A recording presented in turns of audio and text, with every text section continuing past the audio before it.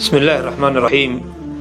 الحمد لله رب العالمين، والعاقبة للمتقين، ولا عدوان إلا على الظالمين، وصلى اللهم وسلم وبارك على نبينا محمد وعلى آله وصحبه وسلم تسليما كثيرا.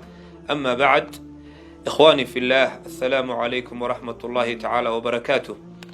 ولا لها مسلمين تا ميلي جوغان با waxaan u jeedinayaa kelmad kooban oo ku saabsan maalmahan inagu soo fool leh, maalmo ilaahay barakeeyey subxaanahu wa tacaala ee khayr badanna geliyey ayaa inagu soo fool leh.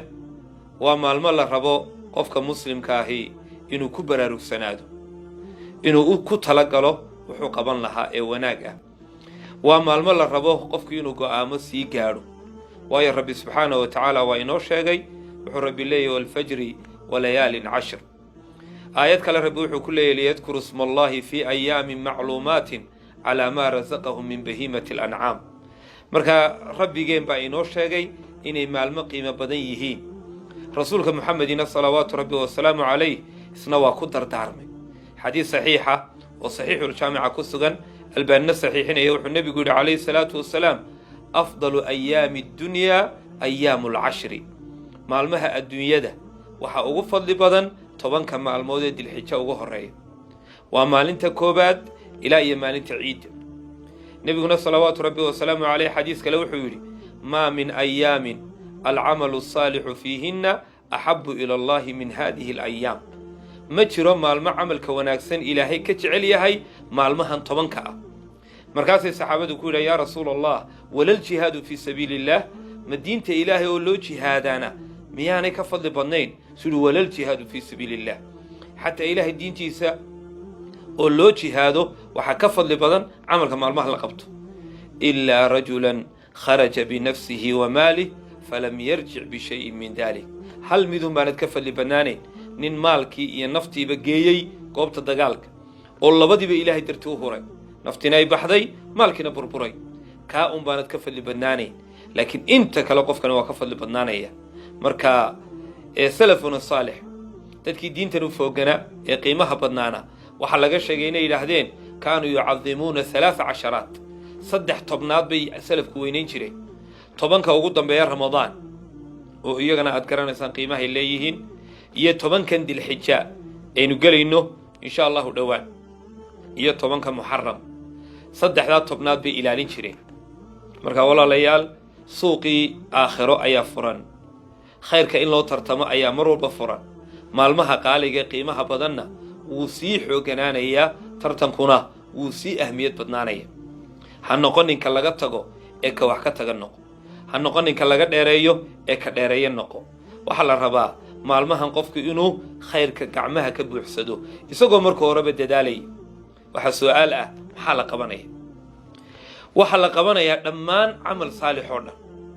xadiisku ma kala reebin camal saalix muxuu noqon karaa. waa camal ilaahay subxaanahu wa tacaala jecel yahay raallina ka yahay. waa labadaas shardiyo, camal ilaahay jecel yahay raallina ka yahay. waxaa la yidhahdaa cibaada, alcamal saalix baa la yidhahda. sidaa ogeed walaalayaal, salaad fara badan oo sunnayaal ah, soon haddaad 9kaba israacin karto, kolley maalinta 10aad waa ciid, iyada lama soomo. waayo xadiis baa ku soo arooray can bacdi aswaaji nabiy sal ly slam inuu nebigu 9kaba soomi jiray. sidaa awgeed waa la soomi karaa. sadaqada hadalkeeda daa, waad badinaysaa dikriga ilaahay.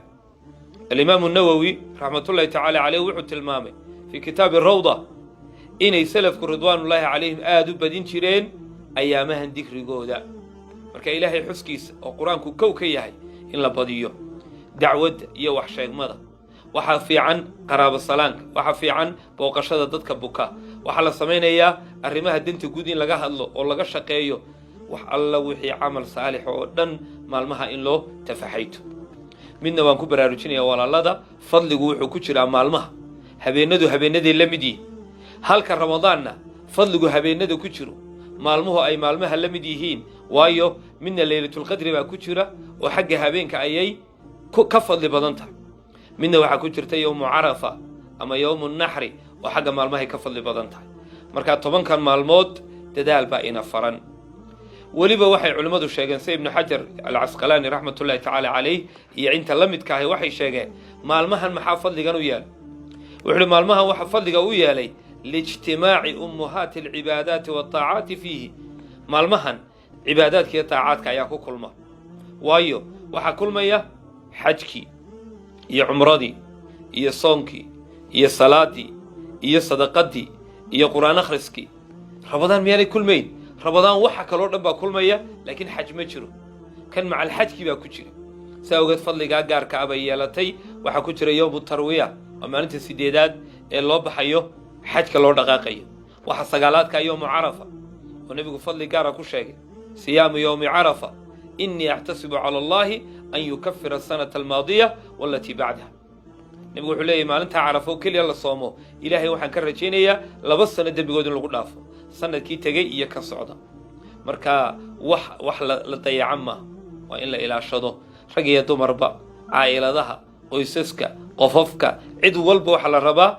maalmahan inaynu u shamirnaano u camirnaano u dadaalno arrimaha khayrka taasaynu waxaynu ku helaynaa guul adduunye guul aakhiro 10ka dambe ee soo socda sanadka dambe inaad gaadhay allah og mid kale qofka muuminka soo jeeda waxa lagu gartaa wuxuu raadiyaa dawariyaa maalmaha iyo habeenada qaaliga ah ee ilaahay agtiisa ku qaaliga ah waayo waa ganacsade ilaahay buu la ganacsanaya khayr iyo jannu doonaya alaa inna silcata allahi ghaaliya alaa inna silcata allahi aljanna ilaahay alaabadiisa qaaligii waa janno taasaa la iibsanaya maxaa lagu iibsanayaa daaco iyo ilaahay ku xidhnaan iyo camal wanaagsan iyo dadaal baa lagu iibsanaya laa majaala lilkasaala huna dadka jilicsan ee daciifka ah ee wahsada waxa weeyaan baabulkhayr aad bay uga fog yihiin waxaa la rabaa inaynu shamirnaano oo dadaalno ilaahay waxaan weydiisanaynaa kuwa camalka alla ka aqbala allah inaga yeelo subxaanaka allahuma bixamdika nashhadu an laa ilaha illa ant nastaghfiruka wa natuubu ilayk